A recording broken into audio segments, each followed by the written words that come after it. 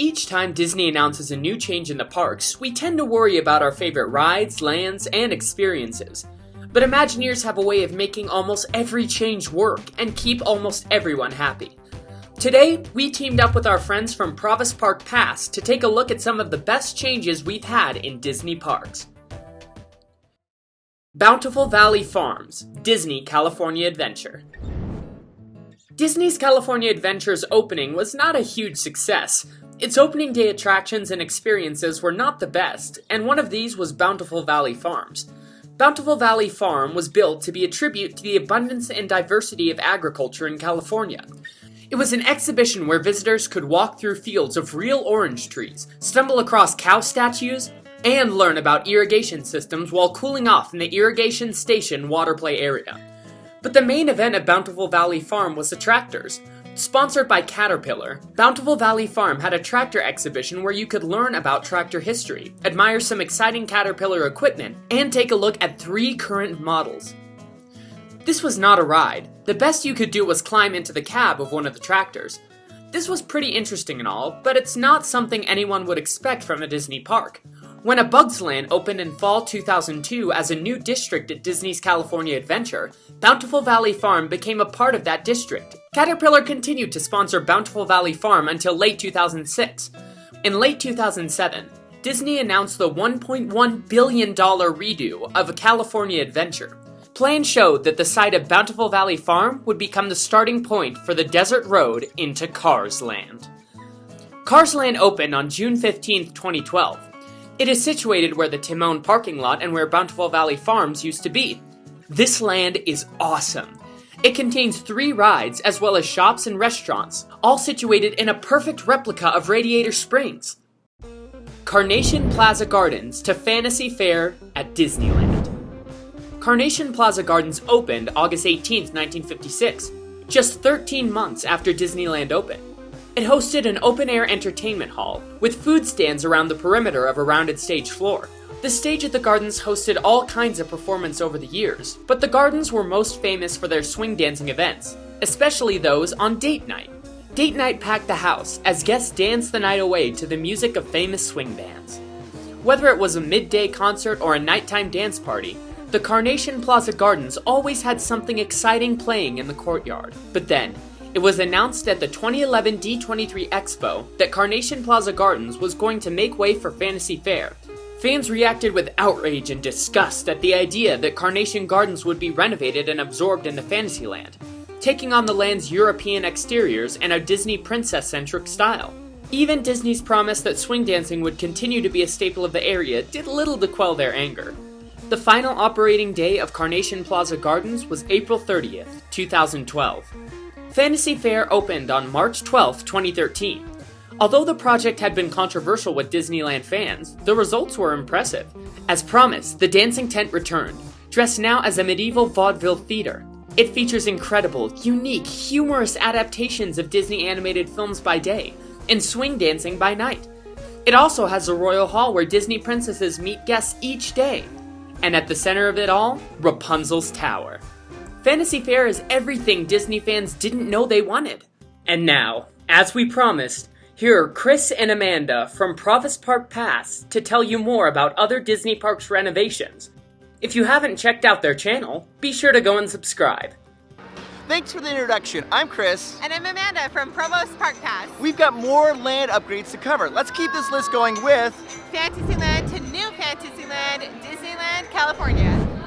When Walt created Disneyland, one of the most important lands for him was Fantasyland. He wanted to take the classic stories of his youth and make them a reality. So, he brought Sleeping Beauty, The Sword in the Stone, Peter Pan, Snow White, Mr. Toad, and more stories to life. But there was a problem. Because of limited time and money, the original Fantasyland was built like a tournament tent medieval fair with the idea that it would be later upgraded. And then in 1983, Imagineers knew that the time of the update had come and they turned to Storybook Land Canals, where Walt had built many miniature villages. After all, if they had built those miniatures back then, they would probably love to have them made full size. So, they changed the land's look from a Renaissance carnival motif to a fantasy mock-up of a Bavarian village. The look of the renovation was solved, but what was the other problem? Well, the outdoor rides were very close to the walls of the indoor rides, and the narrow walkways created constant pedestrian congestion. The solution? Rip up all the concrete and move the rides around. Yep, they moved everything around. King Arthur's Carousel was moved back quite a distance in order to open up the funnel of traffic coming and going from the castle. Peter Pan's flight was redesigned to a London-inspired exterior with a large clock tower. Snow White's Adventures was changed to Snow White's Scary Adventures and given a new, scarier facade, where the queen opens and closes the curtain of her window inside the castle. Pinocchio's Daring Journey was opened where Mickey Mouse Club Theater used to be. Dumbo Flying Elephants was renamed Dumbo the Flying Elephant to help preserve the fact that there's only one Dumbo, and it was moved back from its original place, where the outdoor patio of the Village House restaurant is today, to where Captain Hook's Galley and Skull Rock used to be. Mr. Toad's Wild Rides track and interior were removed, and the exterior was completely changed to look like Toad Hall. The Mad Tea Party Cups were moved from the center of Fantasyland so there'd be more space for King Arthur's Carousel, and so the ride would be closer to Alice in Wonderland's Dark Ride. Sadly, in the process, Captain Hook's Galley and Skull Rock were lost. The original intent was to move them near Storybook Land canals, but when the machines tried to pick up the ship, it simply collapsed. This change was perfect, and it probably makes Walt's original vision of Fantasyland proud. Camp Mini Mickey to Pandora at the Animal Kingdom. Camp Mini Mickey was built on the small part of the land that was supposed to be Beastly Kingdom, which was benched as the potential Phase 2 project for many reasons. With the attraction lineup for the opening day looking too small without Beastly Kingdom, Michael Eisner came up with the idea of a temporary land, similar to Mickey's Birthday Land. It was put into development and primarily headed by the entertainment division and outside developers instead of the main Imagineering team. They came up with Camp Mini Mickey, and because there was no money available for any rides, the Walt Disney World team opted to build the land around 2 low-budget stage shows and several character encounter areas. While initially expected to only last a few years, the success of the Festival of the Lion King gave the land an extended life. But then, in 2011, a new, exciting land was announced. Pandora. The world of Avatar was coming to life in a place where Beastly Kingdom had been planned. I was very skeptical that it was even physically possible to build the world of Pandora. This was a crazy thing to try to do. This land is based on James Cameron's film Avatar and is set a generation after the film's events. Pandora has 2 main attractions, Avatar Flight of Passage and Na'vi River Journey. This land also includes Pandora's floating mountains, alien wildlife, and bioluminescent plants. Streets of America to Star Wars Galaxy's Edge and Toy Story Land at Disney's Hollywood Studios. Streets of America was a land that was themed after streets set in both San Francisco and New York. There were many storefronts and shop windows that were uniquely detailed, including nods to Disney-related television and films, such as Mr. Gold's Pawn Shop from ABC TV series Once Upon a Time, or an umbrella attached to a light pole as a nod to the 1952 movie Singin' in the Rain. The land featured Muppet Vision 3D, a 3D film featuring the Muppets, which uses multiple effects to display the characters inside the theater during the presentation. Honey, I Shrunk the Kids movie set adventure, a playground that featured monumental movie props and structures from the classic Disney film Honey, I Shrunk the Kids. Lights, motors, action, extreme stunt show, a behind-the-scenes look on how vehicle action sequences are created on film. The Studio Backlot Tour, a combination of walking and tram tour on the backlot area of the park. And many meet and greets like Monsters Inc., Cars, and Phineas and Ferb. Then, in April of 2016, almost the entire area was shut down permanently to make way for 2 main expansions to the park. The studio's backlot tour closed down and was replaced by Toy Story Land, which opened back in June of this year.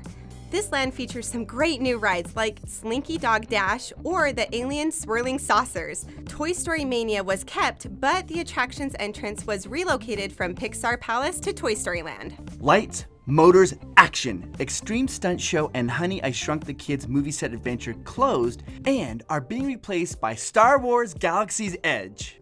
Star Wars Galaxy's Edge takes place on the remote world of Batuu, located around the borders of the Outer Rim and wild space. This land will have 2 awesome new attractions, First Order Battle Escape and Millennium Falcon Smuggler's Run. Star Wars Galaxy's Edge is opening next fall in Disney's Hollywood Studios, and it looks like it's going to be pretty cool. Paradise Pier to Pixar Pier in California Adventure. When California Adventure opened, Paradise Pier originally resembled a modern seaside amusement park, similar to that of the Santa Monica Pier. But then the California Adventure $1.1 billion expansion project started, and Paradise Pier was rethemed to evoke the charm of a Victorian-era seaside amusement park of the 1920s. The first change was the addition of Toy Story Mania, one of my favorite rides, followed by the retheming of the boardwalk games to incorporate more familiar Disney characters. The Sun Wheel was also transformed into the Mickey's Fun Wheel with new color scheme, new lighting effects, and a pie-eyed Mickey face replacing the original Sun face. The Orange Stinger was rethemed to Silly Symphony Swings, and some changes were made to California Screamin', where the Mickey Mouse silhouette was altered to represent a sunburst pattern, with a large Paradise Pier sign hanging above the loop. This made the area so much better than it was before, but it didn't end there. On June 23rd, 2018, part of Paradise Pier reopened as Pixar Pier, inspired by the films of Pixar Animation Studios. Pixar Pier opened during a limited time Pixar Fest celebration, which began April 13th, 2018. This new area has 4 new neighborhoods that are themed around 3 Pixar movies, The Incredibles, Inside Out, and Toy Story. The 4th neighborhood, called Pixar Promenade, is a celebration of many of our favorite Pixar stories. With the retheming of the land came many new rides also. California Screamin' became the Incredicoaster, a coaster themed to the Incredibles that tells the story of how Edna lost Jack while she was supposed to be babysitting. King Triton's Carousel of the Sea is becoming Jesse's Critter Carousel. Inspired by Jesse's wilderness friends, featured in Woody's Roundup from Toy Story 2. Inside Out Emotional Whirlwind will open where the Maliboomer used to be, and it will use the infrastructure of Flix Flyers. The boardwalk games are now the games of Pixar Pier, where we find games inspired by Bullseye, WALL-E, La Luna, and Heimlich. The Mickey Fun Wheel has become the Pixar Pal Round. The wheel is basically the same, except for the gondolas. Chris, that's gondolas. That's what I said. Anywho, the gondolas now have pairs of Pixar pals from different movies. You got Joy and Sadness from Inside Out, Mater and Lightning McQueen from Cars, and Hector and Miguel from Coco. If you want to see more of Pixar Pier, check out our Pixar Pier opening video. Disney Imagineers are always coming up with new ways to make these lands and our experiences at the park better and better. To get a taste, you can check out our channel, Provost Park Pass, where we give you all the traveling tips and random trivia you need to become a Disney genius. Plus, you can see us doing the Disneyland Decathlon Challenge with Luz and Sauco from Fastpass Facts. Just follow the link. We look forward to seeing you over there. Bye-bye. See you next time.